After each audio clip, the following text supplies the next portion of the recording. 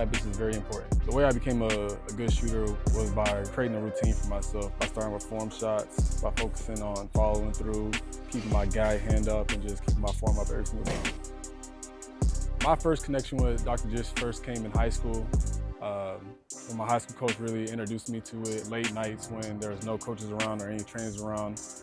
It was just me and Dr. Dish, just me putting up a lot of shots, a lot of catch and shoot shots, a lot of drill pull-ups, a lot of movement shots, anything just to keep my routine going. And the relationship between me and Korey has been great since I was young. And we both connected with Dr. Dish and we've been able to use it. Good left hand pass, nice. Knock down I. Come on, Sel, get up. Great shot. One. Good shot, I. Good shot. Way to start. There you go. Way to give it a chance. What's up, everybody? This is Coach Korey Harris from The Transition, a real resource for coaches. My role as an NBA skills coach and just a player development coach in general has taken me all over the world for the last 18 years. I've been blessed to work with players of all ages, skill levels, nationalities. And the one thing I love about it is pushing them to their fullest potential. I think with the best tools and the best systems, you can do just that. And so that's why we partnered with Dr. Dish. And this type of machine right here is one of the best on the market when it comes to helping with player development. My role is to push players to the best of their ability and make sure that they're working efficiently. And so when you have something like the CT Plus, CT standing for Complete Trainer, you're doing just that. It makes it easy for coaches to work with multiple players at a time. They can design their own workouts. There's a library. There's all types of things here that Dr. Dish has done a great job of putting together so that players and coaches have everything they need to take their game to the next level. I think this is one of the best tools on the market for coaches specifically because it allows them the opportunity to design workouts, whether it's for an individual player or for their full team. It also gives players the best tool possible to work on their own.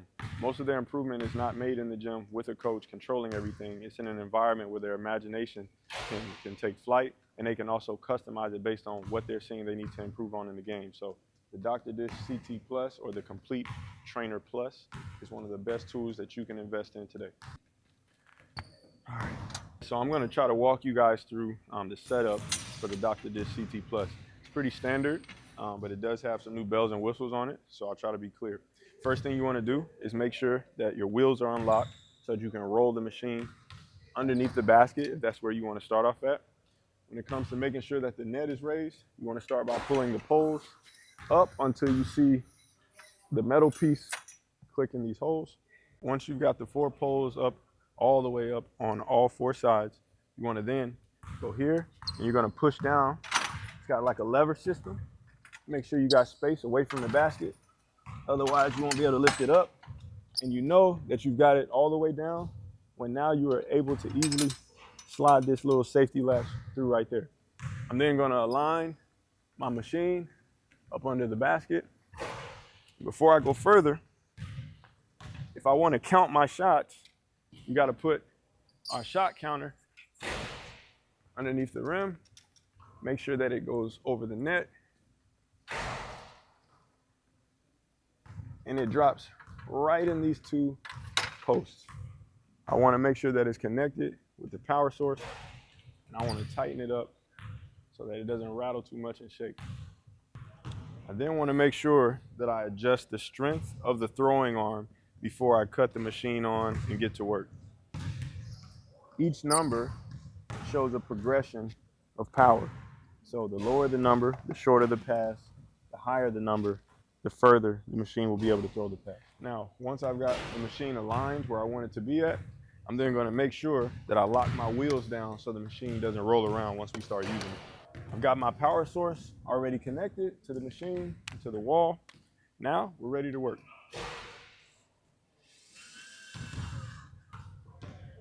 Got a good touch screen. It's able to move around, give me access so that I can not have to stand in front of the machine in harm's way, but work off to the side to set everything up. Matter of fact, Isaac, let's go 3. So pop, lift, and then back, then the next person. Does that make sense? 1. Good shot, I. Good shot. Way to start. Same thing. Here we go, Sel. Make sure you sprint to that corner. Sprint to that corner. Good. Come on, you all right. Bounce back, bounce back. Next shot. So for all the coaches and trainers out there, this is a great machine as long as you know how to customize your own drills to get multiple players reps at the same time. Obviously, I don't have to be on the court. I can just be coaching and talking to them about their footwork, their follow through, and their technique. And all they're getting the opportunity to do is just focus on their shot. And even if I'm not in the gym and maybe we got a player-led workout, they can still get good work in. Last one. Money. Beautiful. All right, so it's the same exact thing, fellas. Y'all gonna pop to this wing here, catch, shoot, and then we drift to the corner. So we'll finish on the bottom. Y'all wait right here. The guy that's up, make sure that your chest is facing the top of the key, because in a real game, if you're relocating out this way, it'd be towards the ball this way. Rarely would you like be facing this way and then turn around. The next thing is you gotta make sure you plant with your right foot, right? And push off that so you can get underneath the basketball. Then on the beep, when the machine lets you know it's ready to pass, I want you guys to go right over left, crossover step, sprint to that corner. Yep, then the next guy steps up. Perfect, perfect. I got it.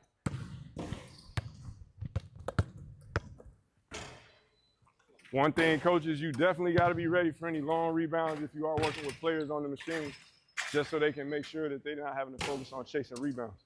Here we go, B. Good, way to plant that foot, way to push up. Nice, good shot.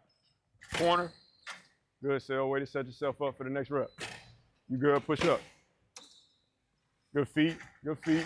Nice, we got 4, 6 more, 6 more. Good, here we go, I. Better, 5, halfway, oh, on the beat. Now you corner.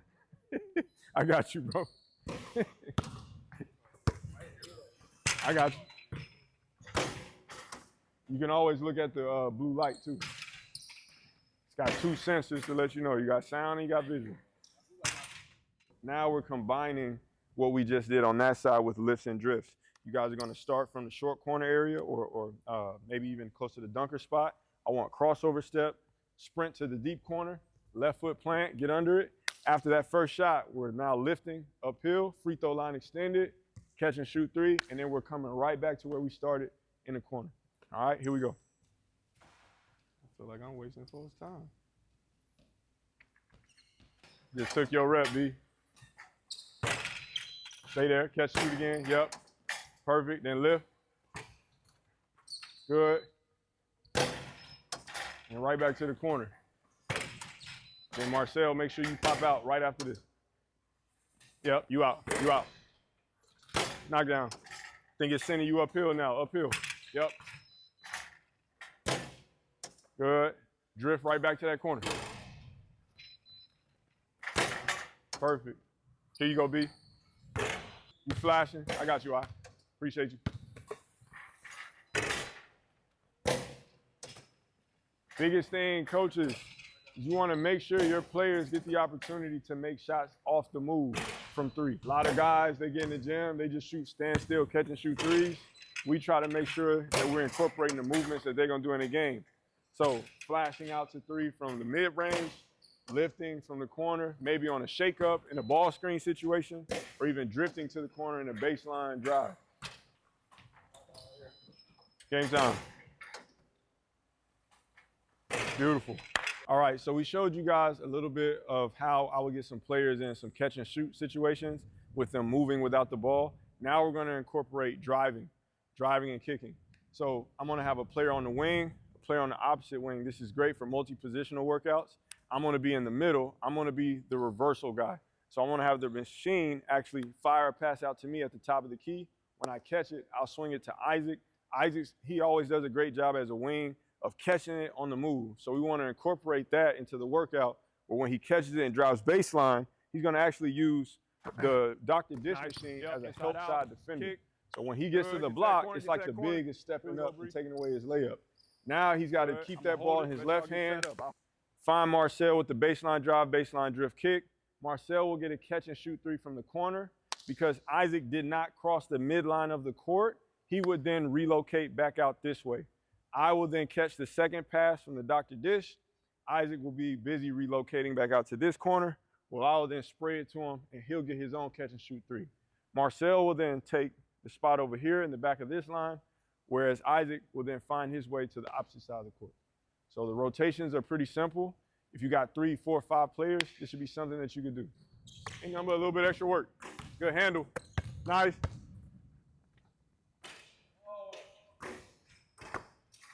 So where are most of our shots hitting right now? Right? So what's the adjustment to make on that? Right? How though? Well, for you, what is it? Is it your elbow? Is it your legs? What about you? Elbow. All right. So everybody's got something they got to focus on. We lock in on that individually, we get better as a whole. Right? Come on. Come on. We good. We good. Nice. Bang, bang. Yes, sir. Way to lock in. Hey. Good. 1 for 2. It's a little bit of progress. Got you. Make sure you make that inside out. Come on. Back in the matrix. That's it. Good handle. Knock down. Yes, sir. Woo! Don't do them like that. In and out. Good. Good kick. Nice. Game time. Short. Hey! I doubted you. My bad, Bree. So in our next one, we just worked on baseline drive, baseline drift. Now I'm going to have the guys driving, and there be a nail defender who's stunting and taking away their opportunity to get all the way to the basket. So in this situation, they got to be able to go from an attack dribble to picking it up and kicking it right off their hip and spraying it to their teammate on the wing. Now, after they make that pass the same way they did on the baseline drive, baseline drift, they have to relocate back out to the wing. We're going to work both sides of the court. We got multiple players. Everybody's getting shots. So I'm helping off the guy here on this wing. And as the coach is giving me the opportunity to see if they're going to be aggressive dribblers first going downhill, forcing me to help, and then focus as shooters. Here we go, B. Here we go, B. Act like you're driving. Get to the rim. Good. Nice. Good job, point guard. Great work. Great work. Bang, bang. Here we go. Sel, you on the opposite side. Good, good, good. Nice. Good spray. Good spray. Perfect. Good shot. Let's get 2 more, then we switch sides.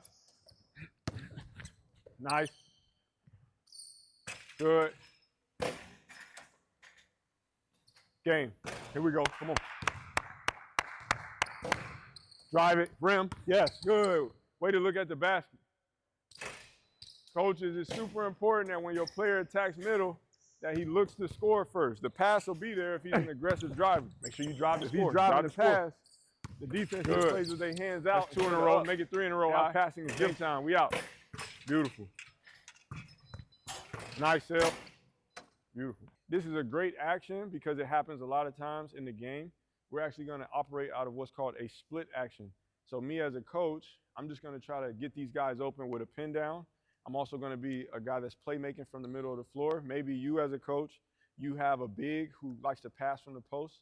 This is a great action to use with the Dr. Dish machine for you to get multiple actions at once. So it starts off with me here, Marcel, who is an excellent wing, Isaac, who's a great wing. They're playing top and block. It's almost like a floppy. I'm setting a wide or a narrow pin down for Isaac. He's flashing out to the wing. I'll then seal and screen. Isaac will throw the ball into the low post. He'll screen across for Marcel. Marcel will then fill for the shot from 3, while Isaac relocates and I hit him with a shot there. So the machine will be passing, of course, here to the wing, making sure we get the ball into the post, making sure we get into the action, but it will also hit the guy that's coming off the split action screen. So as a coach, I start on the wing, and then I initiate the ball reversal into a pin down. Swing. Got you, Sel. Use me. Flash, reversal, entry. Yep, it's all right. Go again. We good. Start from the beginning. Throw this back in there for me. Yep. Throw yours in, Marcel. Here we go. Ball reversal. Pin. Good. Way to flash. Entry. Screen away. Good. Shots coming from the machine. Sel, I got you. Good. Knockdown. Good. Bree, you're down. Let's go. Isaac's ready. There we go. We got to move with a purpose in between reps. Ball reversal. Use me. Good. Entry. Nice. Shot, Isaac. B. Good job. That's it. Isaac's down low now. So it's all about timing, coaches. If you can figure out the time in between the machine's passes, you can really create whatever scenarios you want. You can be creative. Got you, I. Yep, knock down. Come on. All right, we know what we're doing now. Let's make 6. I got you, B. I got you, B. Come on, Sel. Good. Make sure you wait for my screen. Sel. Good. B, you got that from the machine. Knock down. There we go. That's 2. Good start. Good start. Good. That's it. There you go. Entry. Good. B, I got you. Shot. Nice. 3. 3. 3 more. 3 more. Hey. Use me. Yep. Entry. Yes, sir. Good. Great job. Way to move. Way to talk. Come on. Come on. 4. Last 2. Last 2. Set your man up. Set your man up. Set your man up. Good. Way to walk him down. Good. Entry. Nice. Screen away. Sel, I got you. Bang, bang. Come on. Oh, yeah, Isaac. Get you one, Isaac. That's 5. Yep, I already know. Yeah. Good. Way to cut. Way to move without the ball. Good entry pass. B. Come on, I. Come on, B. Bang. Bang. There we go. Nice. Show some love. Show some love. Good work. Watch yourself. Good work. Perfect work. All right, okay. So we're actually going to finish with a great shooting and conditioning drill that we got from Damian Lillard and Coach Phil Beckner. In this drill, you're going to get as many shots up as you can in one corner for a minute, and then you're going to sprint to the opposite corner and do the same thing for another minute. The clock will stop. It'll pause as you transition from one corner to the other. A great score or a reference just to keep in your mind for professional players, or you're a kid, you want to shoot on a pro level, you need to try to get something in between 25 to 30 makes. If you're a guy that's shooting for the college level, maybe you're a high school player trying to prepare for that level, you want to make 20 to 24. And then anything beneath that is like average grassroots level, 17, 18, 19 makes. So remember, if you're striving for pro, 30 and up. If you're striving for a college level shooting ability, you want to be somewhere between 25 and 29. And then anything lower than that, you're pretty much in the grassroots levels. There we go, 1. Get up, get up, get up.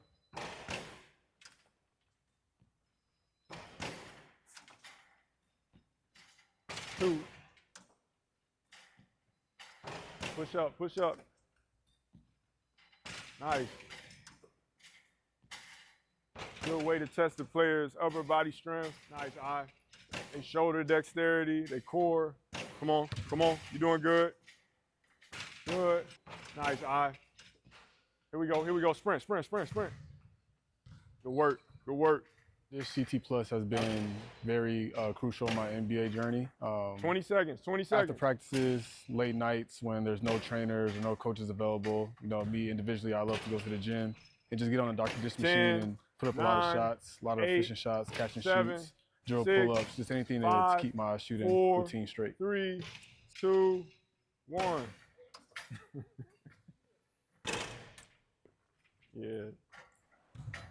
So as a skill development trainer, I've actually made a lot of mistakes over my 18 years where I did things and I didn't really know what I was actually trying to accomplish. I think I was throwing things together at times, or I was maybe even trying to do my best to help the player, but I didn't know how it was going to fit in with the overall needs of that player. So one thing that I'll say is extremely important when it comes to training is training with intent and training with purpose. So if I'm going to focus on shooting, for instance, I'm going to make sure that that player I'm working with is shooting from the specific spots that they're going to be at in a game. Because what good is it is if we get in here for an hour, we sweat, we work hard, and we feel exhausted, but yet it doesn't translate.